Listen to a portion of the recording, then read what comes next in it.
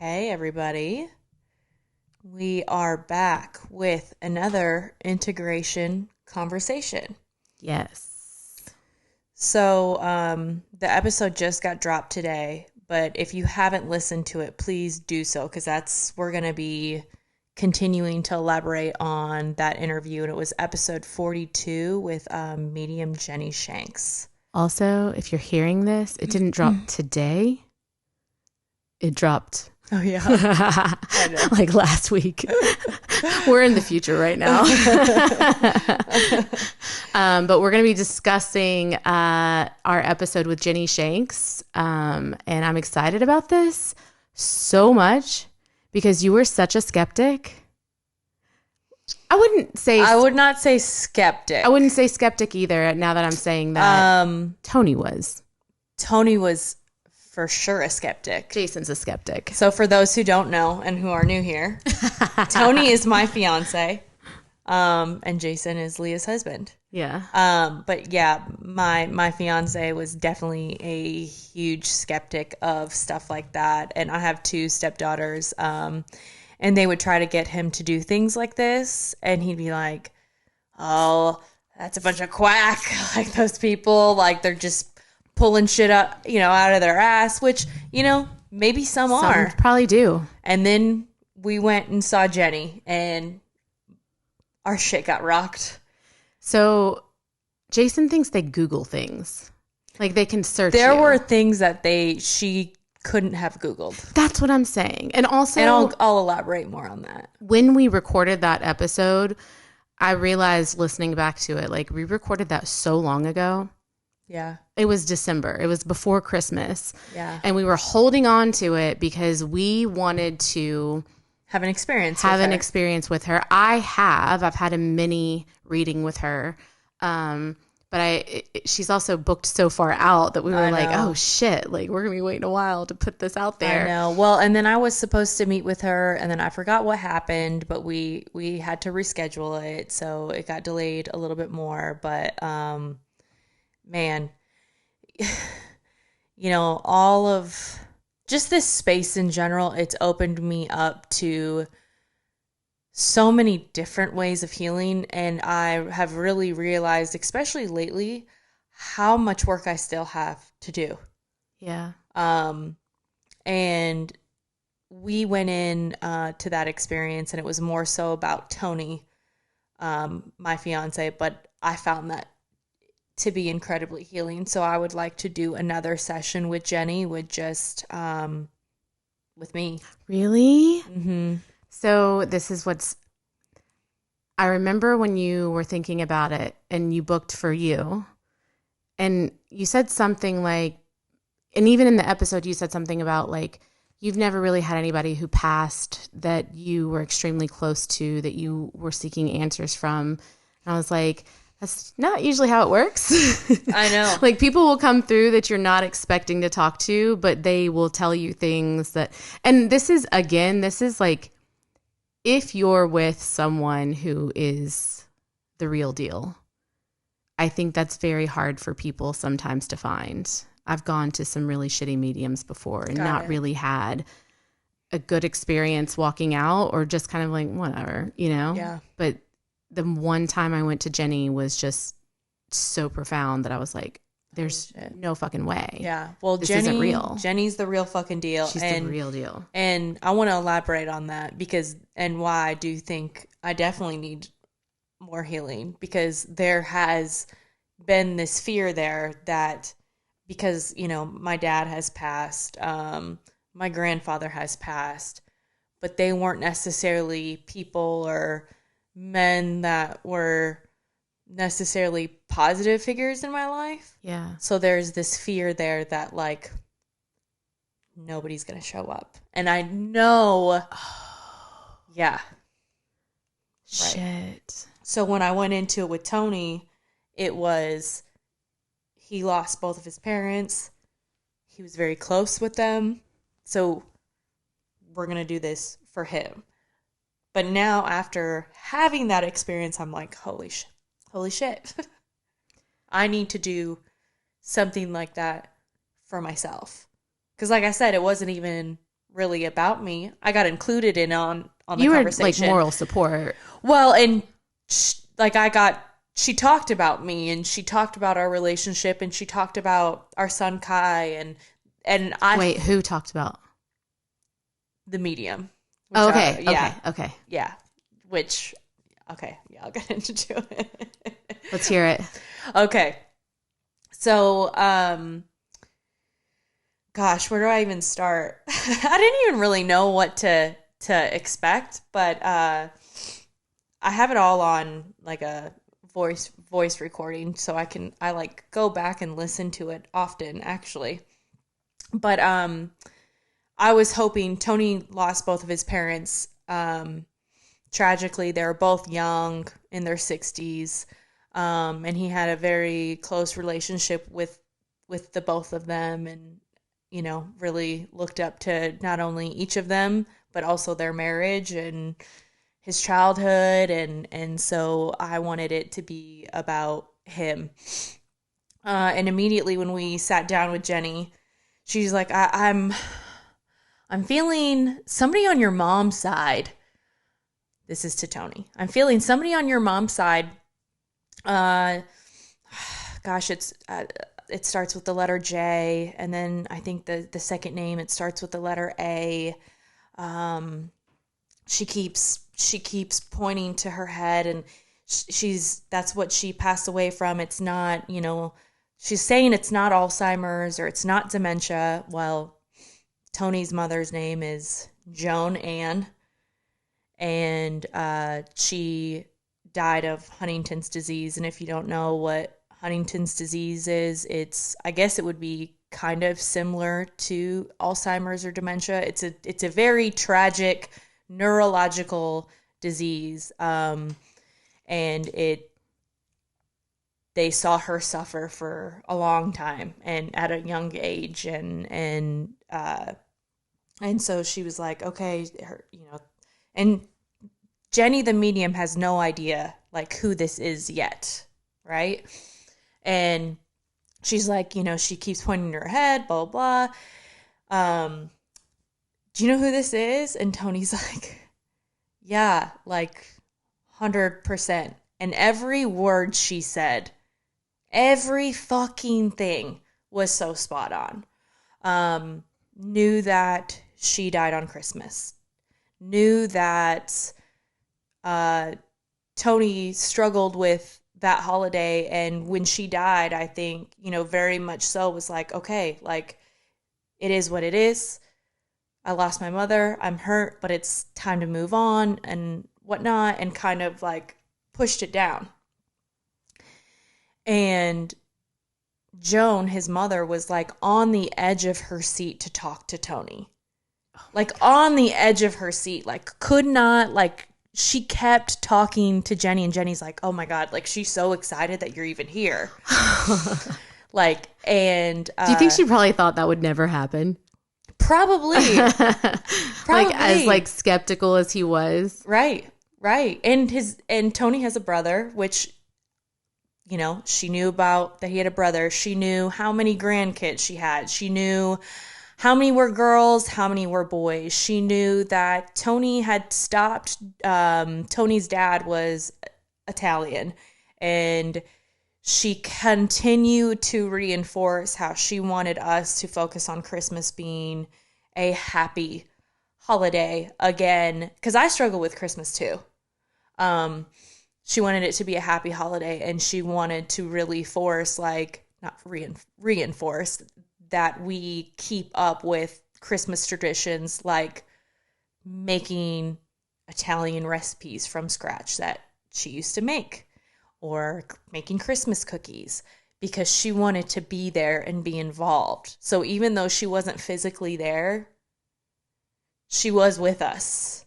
She will be with us if we continue those traditions on again, which I just found to be really special. I'm trying to think of what else she said. She knew, for those who don't know, my son, Kai, he's 3. He is adopted. He's biologically related to me.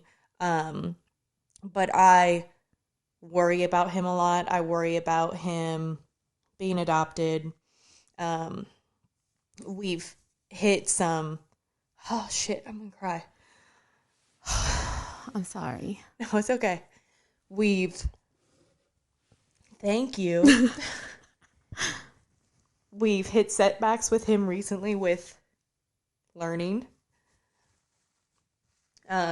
He's a person of color, but she brought all of that up and said, you know, I know you're worried about him. This is something that you stress about a lot. And you need to, like, he's gonna be okay. You constantly stress about wanting him to fit in, but you don't fit in. Oh, shit. Yeah. So why are you so stressed about him fitting in when you don't even fit in? You don't fit into the societal norms, but you work yourself up that he should, and he won't. And that's okay. Like, you're here to be the role model that it's okay to not fit in. And I was like, fuck, holy shit. And that is very true. It's something that I struggle with very privately. The other thing she said was that he is going to learn things differently, and encouraged me to put him in a school and put him in environments where that is okay, which is ironic because starting next year, he is going to a different school because of those things that I was stressed and worried about. That is very much encouraged. They encourage play-based learning.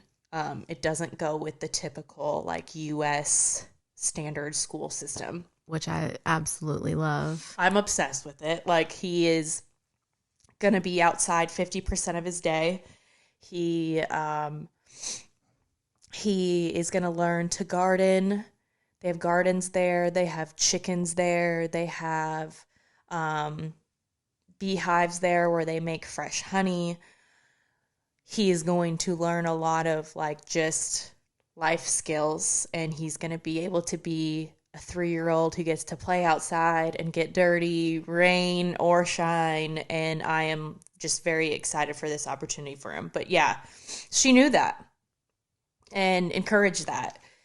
She also talked about our relationship and how she saw that Tony and I have this mutual respect for each other that he didn't have in maybe previous relationship. And she said that Kai is speech delayed, but when Kai starts talking, she's going to say things through him. Oh, shit. Which I am so excited for. But the other thing she said was that she's going to show rainbows through Kai. And so I was like, okay, well, that could, I don't know what that means. It could mean drawing a rainbow, him talking about a rainbow, I don't know. And so just this past weekend, we were in Florida in the Keys. I was in a wedding, and the last day we went and stayed at a hotel, just us, and it was his mom's birthday. She would have been 71. And we ended up getting like upgraded to this nice room. I didn't even tell you that. No. We ended up like getting an upgrade. So we had like a ocean view, like a really cool balcony in our hotel room. Okay, lucky girls in town. And so we go into the hotel room, and Kai's just sitting there on the bed, and I just look out the window and I was like, holy shit. That is like the prettiest fucking rainbow outside it was like 2 rainbows. There were 2 that I had ever seen. And I was like, Tony, come here, look. And he's like, oh wow, that's a cool rainbow. I go, oh my God. Jenny the medium literally said, your mom would show up through rainbows. And it's her fucking birthday today. It was wild. What did he say to that? He was like, holy shit. Okay. Like he took he believed it, especially like having a session with Jenny, and everything that Jenny said was to a T correct. Took videos, like it was cool, sent it to, his daughters. But she even called out, she was talking about him working, and she called out, she goes, gosh, what is, and I forgot what the word was, just this random word. She's like, what does that mean to you? And Tony's like, that's the system that we use at Honeywell. His job, he recently just left. Yeah. But before that, she was talking about how he really needed to put his head down, and there were a lot of distractions with work, and he needed to focus on like what he was meant to do. And literally the next day he was going to quit his job at Honeywell. And she brought up this system, and it was a system that Honeywell uses. No one would know that. I can't even remember the name. I didn't even fucking know what that meant. He went and he looked at his LinkedIn to see if Jenny had been creeping on his LinkedIn. Shut up. That sounds like something Jason would do too. Yeah, because it was like, I think when you don't necessarily believe in that kind of stuff or are open to those kind of things, you're like, what the fuck? Right. But I got him to go to that session because he did, and I don't think I've really shared, Tony did a heroic mushroom journey a couple months ago. And it was a very spiritual experience for him, and he's somebody who has always been agnostic. So had some his mom really had a lot of religious trauma, and really protected him from that. But he grew up not necessarily knowing what to believe, but the people who he was around who were really religious were really not good people. And so he did not want to be like them, and he didn't align with the judgment, the hate, the abuse that went on in their type of religion. So he's always just kind of not necessarily had a belief in anything, just wasn't sure what the right answer was. And doing mushrooms was his first, like, really not a religious experience, but a very spiritual experience that he's really never had. And that is what opened him up to being open to Jenny. Yeah.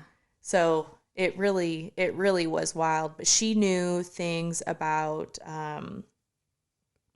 my stepdaughters, about their struggles, about, them having potential but not necessarily tapping into their potential, and that will, come with time and as they get older.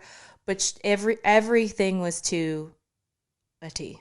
And I think that was a healing experience that I don't think he realized that he needed, and I needed. And I think that there is just this kind of peace and clarity that comes with knowing that there are spirits that are protecting you. So even though I didn't know Tony's mother, like, having that, I felt very connected to her, and very, like, because I've really struggled with the fact that I didn't get to meet them, and they were really awesome people. So there was like a peace also knowing that, like, she knows us, she knows our relationship, she's protecting me too. Because I think too, being a step parent, there is that feeling of trying to fit into a family that already kind of existed before you came along.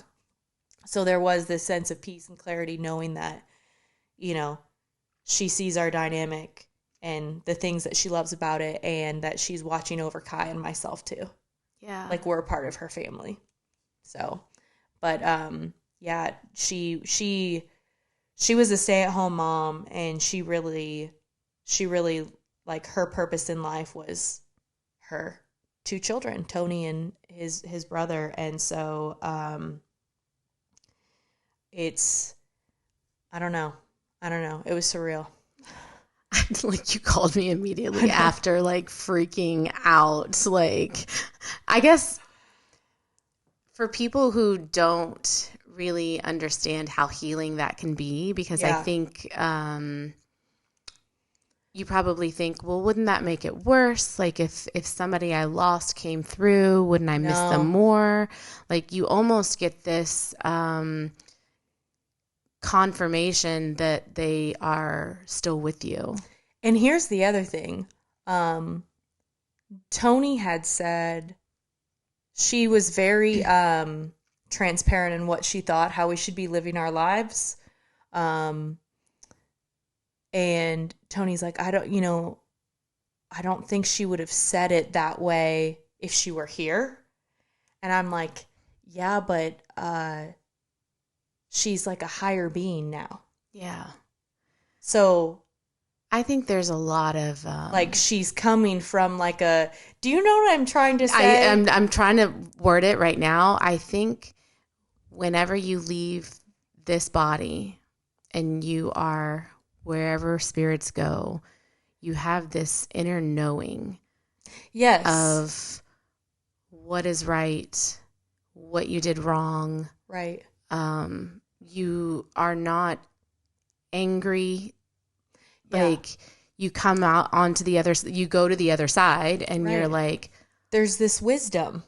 Right. Like you get all the answers then. And then because you're up there and down here helping us little, children who don't know what the fuck we're doing, giving us little clues and answers. We're just trying to human. Like, and you're just like helping, like they're helping us. Right. I think that that's like what spirit guides, and I know this is all like woo-y for you, but I don't know. I feel like you're coming to the woo. Yeah. You're in the woo. Right. Did you see the video I posted yesterday though? Like about being woo-woo, where it's like we're all woo-woo. We just get out of touch with that. Yeah. Like we are all spiritual beings. Yeah. We're just disconnected. And so it's I feel like I'm doing, mushrooms opened me up to like what else is out there. And every little thing I feel more of a connection. This is wild to me. The other thing is too, yes, she has this wisdom, but she also really stressed that she wasn't sick anymore. She didn't have Huntington's anymore. She could think clearly, but it's not even that she didn't have Huntington's. It was like she was like this wiser being, that the things that maybe she didn't say when she was physically here in that body, she was able to say it now as like the spirit. And it makes sense because my last mushroom journey, my ancestors showed up and their whole message was to continue speaking and continue to be a warrior, but they kept stressing like, we didn't get to say those things. You get to say it. We didn't get to.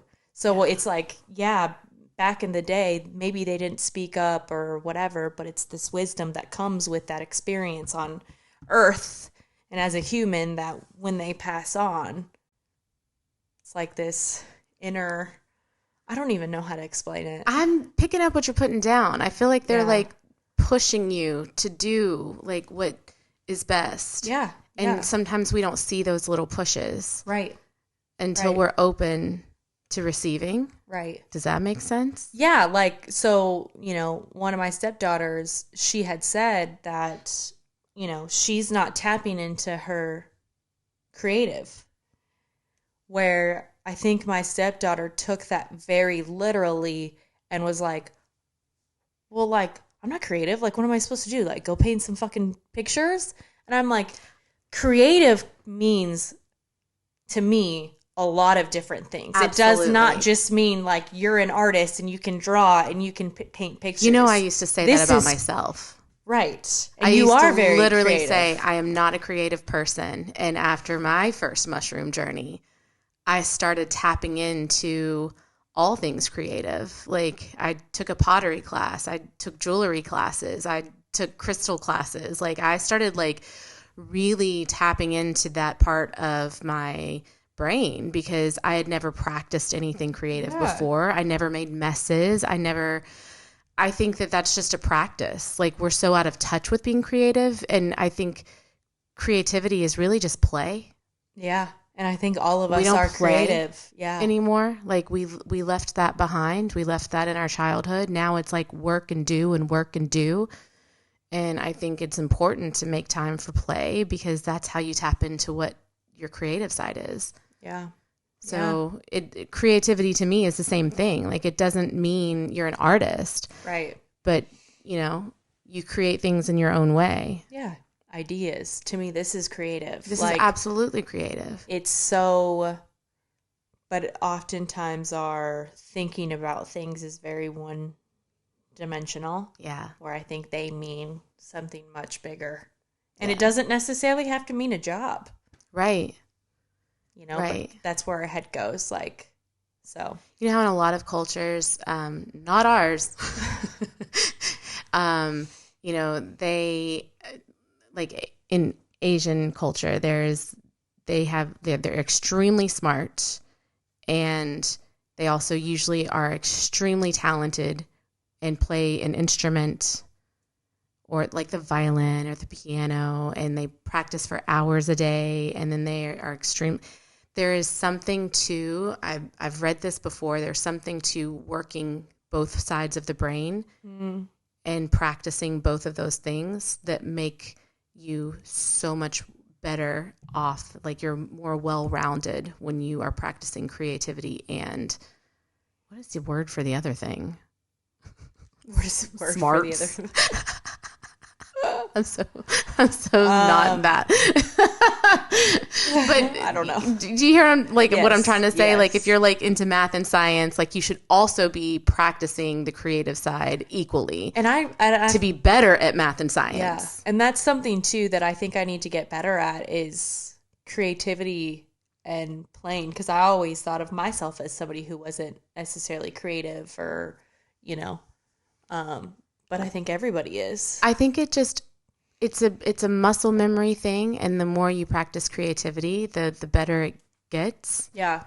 But that's wild to me because I really used to say the same thing. Like I'm not creative, and people for years would be like, "But what you do for a living is creative, like the eyebrows and." Right. But to me, I was like, "No, that's my OCD kicking in, trying to make you even." I'm trying to fix your crooked eyebrows. That's not creativity. That's control. No, seriously. And another thing that I started to do, you know, I didn't let my kids be creative because it was too messy. Yeah. And I would take over. Like, no, let me do it. You're making a mess. And that was like one of my things after mushrooms is like, I need to let them play and get dirty. And I need to get dirty with them. What'd you see upstairs before we came down here? Like they were doing like that. Oh yeah, what's it called? The diamond art stuff. Yeah, and like our entire dining room table is like covered in this shit. Yeah, and old me would have never have let that happen. Like it would have been too messy. Yeah. So there's a lot of control that I was like really having a hard time letting go of, and once I was able to let go of that control, I was able to tap into something way more powerful. Yeah. I need to work on that too. Let's play. Yeah, I'm like, where the fuck do I even start? We get some markers and paint and do some acid. I know. We've been talking about that forever. Yeah. I have not done that. Yeah. So I don't know. It was something that Tony really, I think, needed, and I think he really compartmentalized, like, okay, she's gone, turn that off. There's nothing you can do. You just have to let it go, where he doesn't have to let it go. No. She is here. She is watching. She's protecting. She knows what he's doing. She knows his accomplishments. She knows, the person that he is. She knows all those things. And so it's not I'm really sad on Christmas now. It's like, all right, like my mom's here with me. Let's celebrate. Let's celebrate. Let's pull these traditions back out. But yeah, you guys are going to have an awesome Christmas next year. I know, and I there was some healing with that too, because again, I've always struggled with Christmas, but like almost knowing that she's watching and she wants us to be happy and she wants us to move forward and she wants us to maybe start some new traditions and continue with the old ones. And include her. Like she wants to be included, like that. That makes me happy. It also gave me like a sense of peace knowing that Kai was included on that, Yeah. So, yeah. So how do we get skeptic Jason in her seat? So he wouldn't go?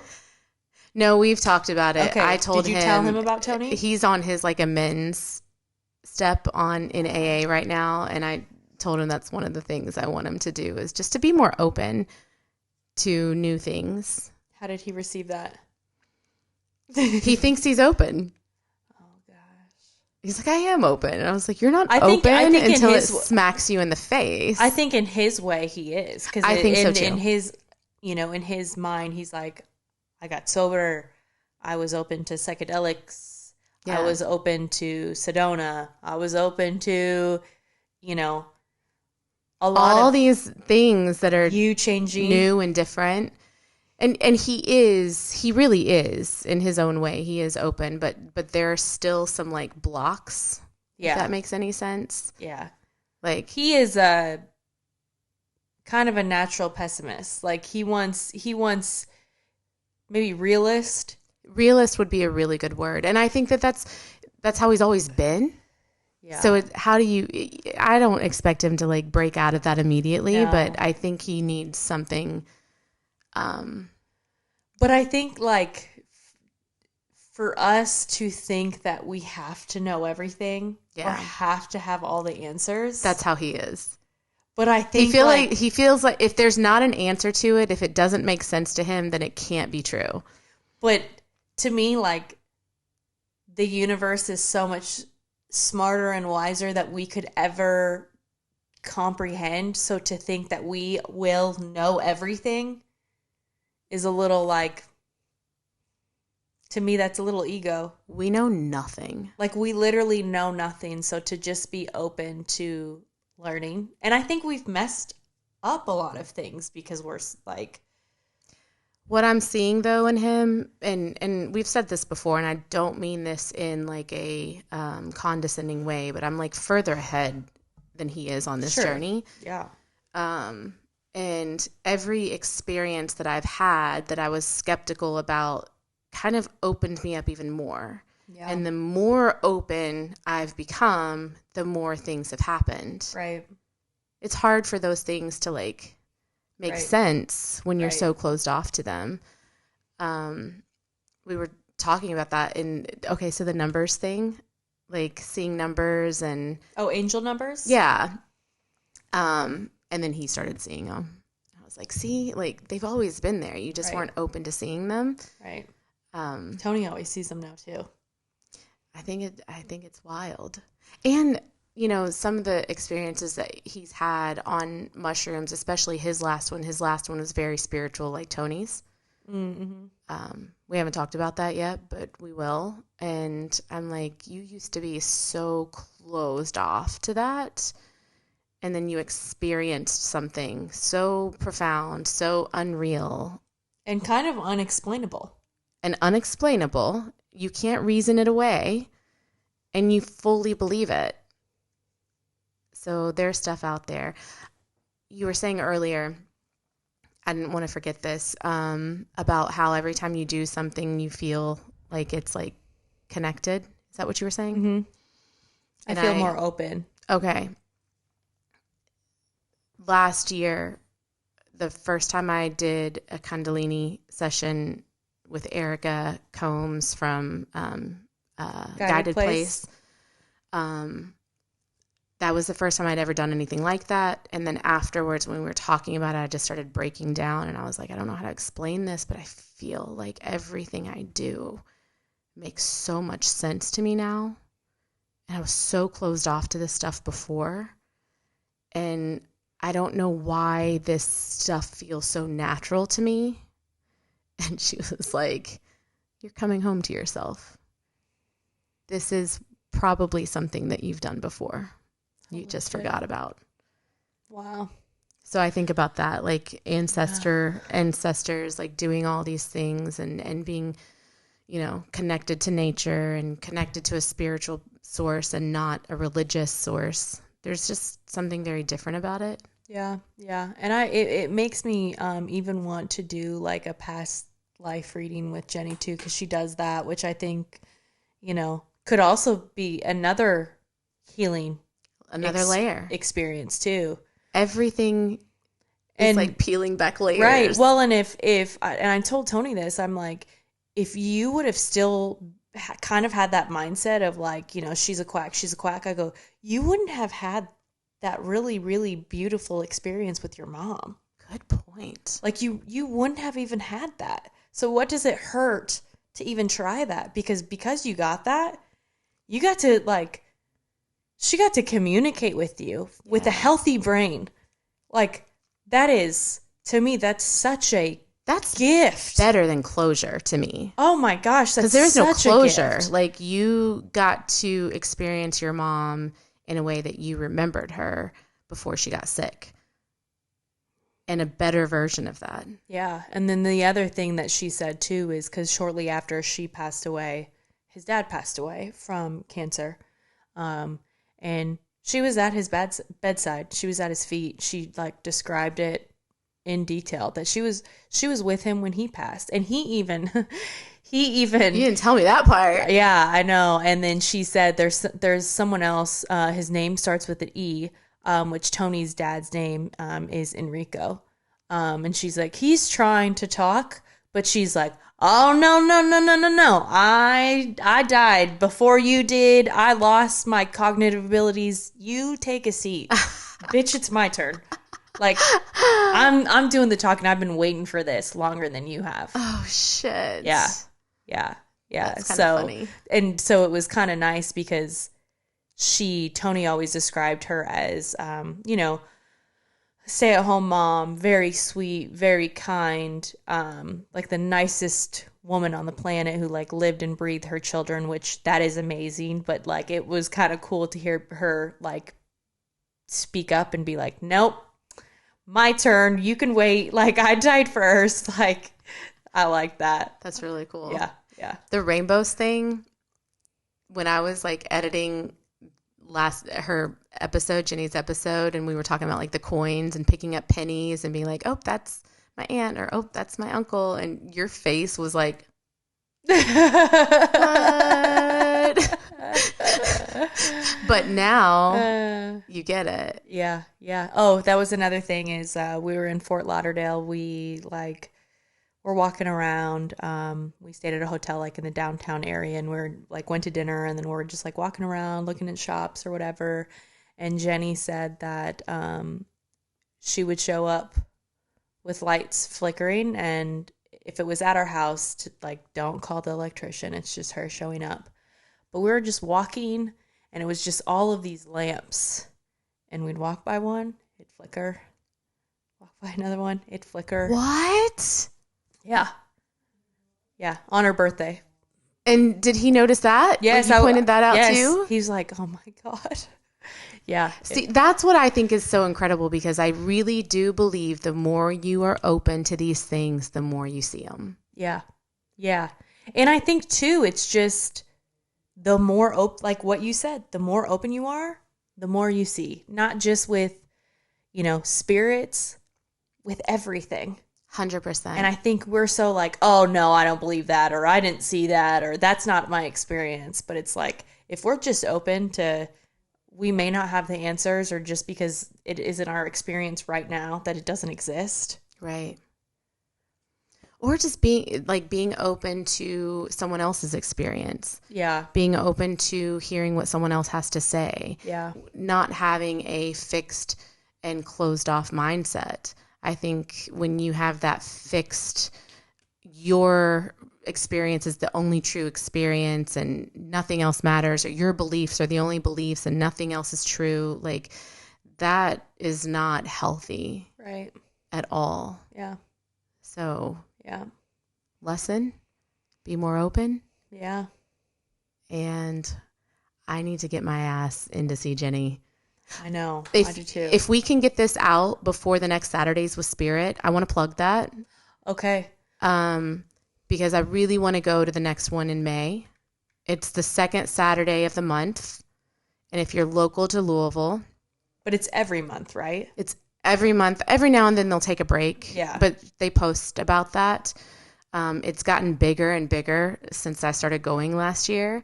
So they have vendors, and if you're not super into woo-y stuff, like there's still like, like jewelry and crystals or teas or just lots of different types of vendors doing all kinds of different types of things. But Jenny's the one who created this. Mm-hmm. And so it is pretty much a bunch of healers that come into this space. And you can have mini sessions. So Erica with Guided Place has been there doing human design. And the, oh my God, I already forgot the name of it. The colors. I know. Orasoma. There's people who do Reiki there. And Jenny, you can have, but listen, I've been to Saturdays with Spirit a few times. Jenny is so hard to get into. You have to show up before the doors open. And when I say that, I mean like 45 minutes before the doors open to like stand in line. So when the doors open, you're first in line to sign up for Jenny. Well, and she said too that like she had to tell people like, listen, you came to me once at Saturdays with Spirit. You got to give other people a chance. Yeah. Yeah, so yeah, she is definitely the hardest to get into, but she is 100% worth it. To me, I'm like, I had a mini session. It was like a cheaper, I don't want to say a cheap version, but it was like a less expensive. Yeah, it's mini. 20 minutes instead of an hour. And it, for me, was like a taste. And then I'm like, oh, now I'm going to book a full session with her. I just haven't got around to it. That can be our next. We can have a conversation about that. When that happens, if I can get Jason to get in there with me, it'll totally happen. We should do a past life reading too. 100%. Man, I want him to do the reading first, and then we'll do that. So much woo-woo shit, so little time. Right? We can't. Because I want to see Erica too. Yeah, and even if you guys just like, you guys can come out and say hi to us. Yeah, we'll be there. Now we have to go. Yeah, we'll go. Okay. You want to pull a card? Oh, yeah. Let's talk about these real quick. Again. Okay. These are Skin Deep cards. They are from, it's called the And, but they're from a brand called Skin Deep. I've had these for a while. I have a couples set, a family set, and this is like a friend's amusing set. We have them linked in our Amazon. There are so many different cards. We're not sponsored by them, but honestly, like, let's manifest that shit. We should be. But so many different cards, and we're going to show you how to do it. We're pulling each a card. We're going to play this a little bit different because this is kind of like a card game, but I kind of wanted to do this at the end of every episode. All right. I'll go first this time? Yeah. Okay. Oh. Oh. Describe a recurring dream you've had, and what did you take away from it? Me? Do you dream? Can it be a nightmare? Sure. I used to have nightmares about my dad. A lot of nightmares about my dad. And that's also another factor on why I wanted to continue to work on myself and start my healing journey. These are not amusing. No, that was very sorry. No, it's just the truth. I'll take it. Okay. What do you think I'm not telling you? Oh, God. Shit. That's deep.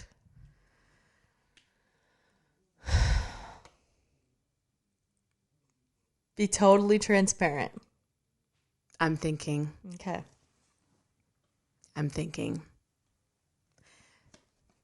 So we were in a meeting last week, and you said something, and I forgot. I didn't get a chance to talk to you about it. And it was about my OCD and the way that I look at things. And you said you were afraid to post things because you didn't want them to not look good because of me. And you've told me that, but that was the first time I heard you say it like that. But I kind of want to say something about it. It was the edibles. Yeah, we were on edibles. Or sorry, it was the THC. We were a little high, so I didn't get a chance to respond. But I thought about that, and that it makes me sad that you feel that way. Oh. But also, I feel like I need to explain a little bit about the way my OCD works. Yeah. Because it's a me thing and it's not a you thing. And I don't expect anybody else to take it on. So, example, I love a gallery wall. This wall, love it. Beautiful. I can't fucking do that shit. To me, everything has to be even and on the same line. And so, as much as I love this wall, I could never do it. Yeah. So I didn't. Someone else did. Yeah. And I love it. Right. So when I say that's a me thing, you post whatever you want to post. Okay. It doesn't bother me at all. Okay. I care about what I'm posting too much. Yeah. And you've said that to me. We literally had a conversation about that last week in this meeting, is that I don't put myself out there enough. Yeah. So I just wanted to say that. I don't want you to feel bad. I appreciate you saying or that, scared to post anything, because that's not, I don't look at what you do in the same way that I do it. Yeah, you are very hard on yourself. Right. Yeah. And I love that you post what you want. I envy that. I needed to hear that. I appreciate that. So this kind of went the other way, but no, that I really needed to hear that. Okay. Yeah, because it is sometimes I'm I almost get into I don't know if I should do this because I don't know if it's what she's gonna like, and she likes things a certain way, and it makes me almost not want to do it because I don't want to you're afraid doing, it's not going to fit into my my picture. We were decorating the Christmas tree, and you're like, nope, ornament does not go there. It goes right here. And I was I get a little insecure about it. And that's something that I'm working on too. I have 2 Christmas trees, and there's the pretty one that I put upstairs, and then there's the one that the kids decorate downstairs with Jason. But last year, Elle wanted to help me. My daughter wanted to help me with the pretty one that was upstairs. And I let her, and there were a cluster of ornaments all in one spot at her height. And I left it. Yes. And that's good. It's good. It's happening. Yes. Yes. I'm working through those things. Well, and you are that way because there's a whole story why you're that way. Absolutely. I know that it's not surface. That's the way that I control the chaos. Yeah. Is to control the things that I can see and actually control. Yeah, right. And it's the way I've always been. Right. And in those situations, I sometimes get a little timid and take a step back because I'm very opposite of that. So then I really get a little insecure. And so I'm glad that was a good card. That was a really good card. We just had a moment. We did. I'm glad we covered that. I love love you. I love you too. I don't not do something because of me. Well, and I'm like, I love you so much. I don't. So too, like, this is another layer to it. Like, I don't want to have those talks.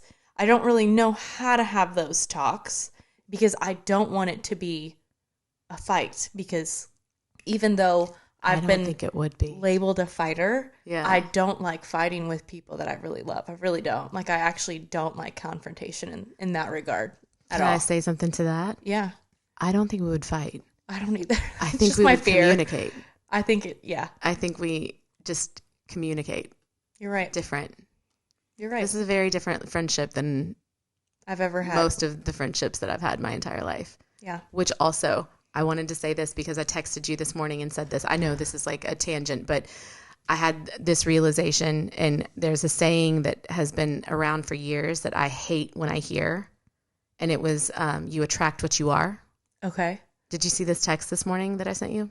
Oh, yes, but I haven't gotten a chance to. Okay. My son has strep throat, so. Okay. Yeah. You attract what you are, and that saying used to piss me off because I was surrounded by a lot of not so positive people who had a lot of issues. That sounds bad. Not everybody, but I've honestly have felt very similar to that. To that saying and that quote. Like, yeah. it made me mad because I'm like, why is this happening to me? I'm attracted to an alcoholic because I'm an alcoholic? What the fuck? No, that's not what that means. But then I had this realization this morning, and I was like, oh my God, I was attracting unhealed people. It had nothing to do with how they were or what they were. It was the common denominator in all of it was that I was unhealed. They were unhealed. And now that I'm now that I've been working. Different people have shown up. A lot of different people have shown up. And some have stayed. But it's a very different version of me. So I'm attracting very different versions of other people. So now I'm like, oh, it makes sense now. That saying makes a lot more sense. Which I kind of needed to hear that too. I haven't really processed that text, but I kind of needed to hear that too because I've been having like kind of some struggles about like who I'm around and what I'm around. And maybe instead of trying to control that, I need to do more work. Like I feel like lately I've hit this like little plateau that I need to like, this is just yet another step. Yeah. And keep going. And keep going, bitch. I know. I'm gonna hold you to that and you hold me to it. Always. Always. Anything else you want to say? No, I think that was it. Man. That was it. That's it. So if you're local. Just an hour. Yeah, that's it. If you're local in Louisville, Jenny Shanks is so fucking worth it. I think she does. Promise you. Online too. Oh, does she? Like online readings or what is that? Remote? Oh, okay. I think she might do that. Yeah. For if you're not local. Yeah. And I will say it is some time to get into her, but she's so fucking worth it. Yeah. Man. Yeah. Awesome. So. All right. For our listeners, stay open. Stay curious. I was going to say stay curious. And we'll see you guys on the other side. Bye.